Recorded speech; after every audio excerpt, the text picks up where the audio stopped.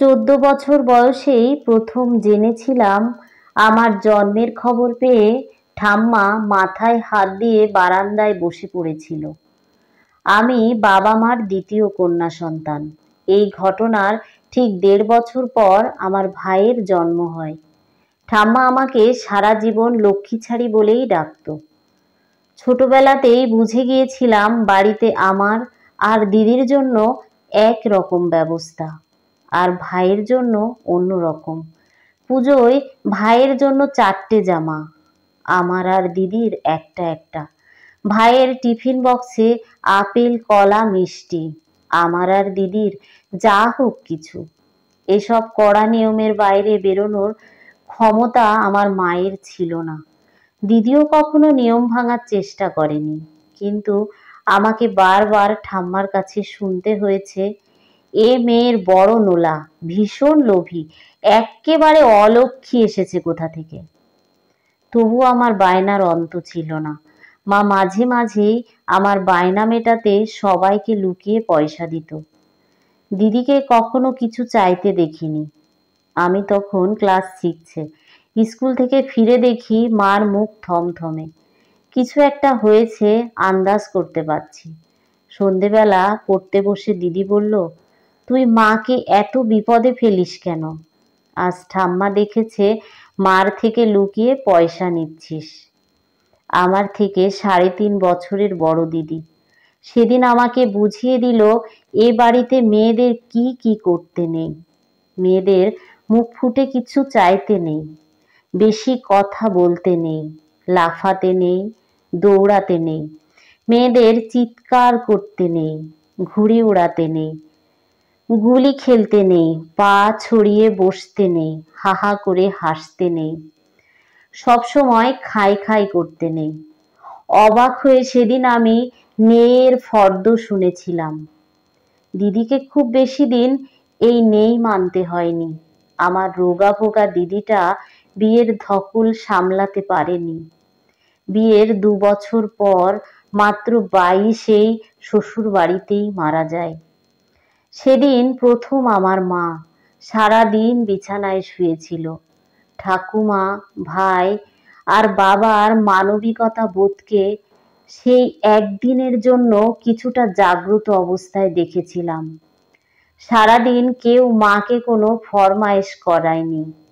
সত্যি বলবো, এত দুঃখের দিনেও সেদিন আমার ভালো লাগছিল একটাই কথা ভেবে, আমার কাক ভরে ওঠা মা এই সুযোগে একটা পূর্ণ দিনের বিশ্রাম তো পেল।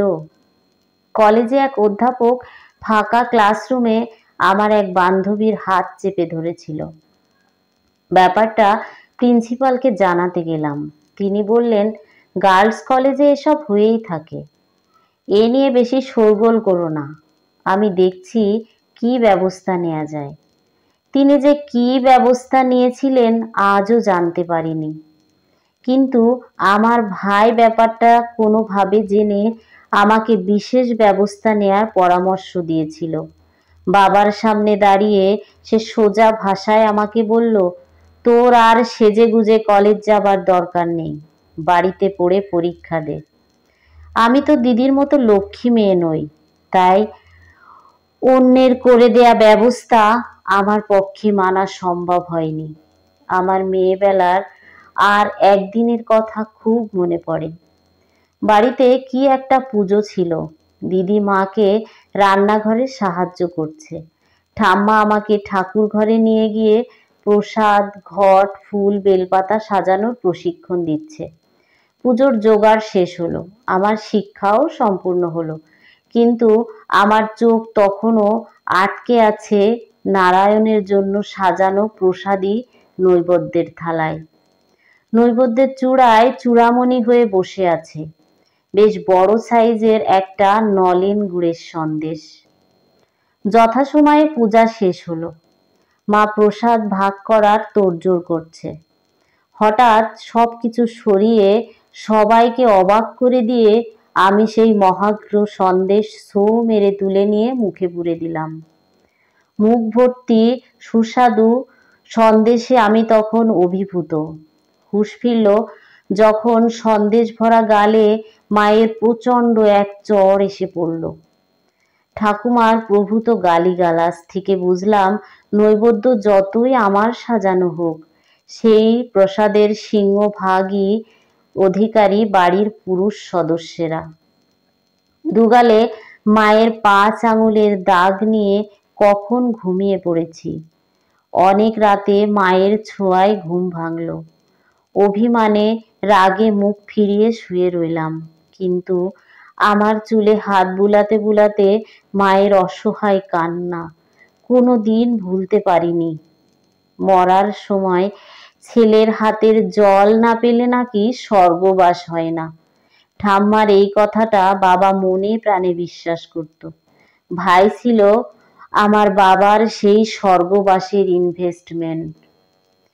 আমার ভাই বর্তমানে ব্যাঙ্গালোরের এক বহুজাতিক সংস্থায় কর্মরত এবং বিবাহিত। তার অবাঙালি পরিবারকে নিয়ে সেখানেই নিরাপদ জীবনযাপন করছে। এ শহরে খুব একটা আসার দরকার পড়ে না।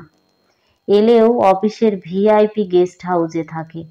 পূর্ব দক্ষিণ খোলা বিশাল ফ্ল্যাটের অভ্যস্ত জীবন। এ বাড়ির স্যাঁতসেঁতে দেওয়ালে ওদের কষ্ট হয়। বাবা মারা গেছেন প্রায় 2 বছর হলো। প্রভিডেন্ট ফান্ডের 60% ছেলের ক্যারিয়ারে খরচ করেছেন। ইনভেস্টমেন্টের পুরোটাই যে জলে গেছে সেটা মৃত্যুর দিনেও বিশ্বাস করতে পারেননি বাবা। ঠাকুমার প্রায় 84 চলছে। বৃদ্ধার আর ছেলের হাতের জল পাওয়া হলো না। আমার ছাত্র পড়ানো আর স্কুলের চাকরিটাই সংসারটা কোনো মতে দাঁড়িয়ে আছে।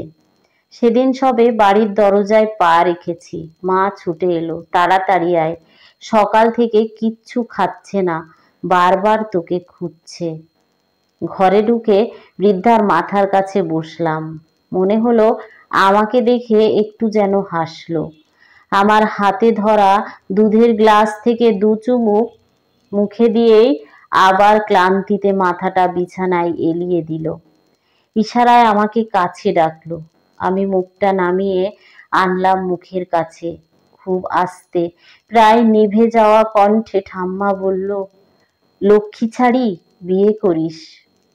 তোর মেয়ে হতে খুব ইচ্ছে হয়, বুড়িটাকে ক্ষমা করে দিস। মা আর আমি সেদিন সারা রাত জেগে বসে রইলাম। সারা রাত ঠাম্মার বন্ধ চোখ থেকে গড়িয়ে জল পড়ল। জল মুছে দিলাম। এতদিন পরে বৃদ্ধার কাছে আমার অলক্ষ্মী জনম সার্থক হলো।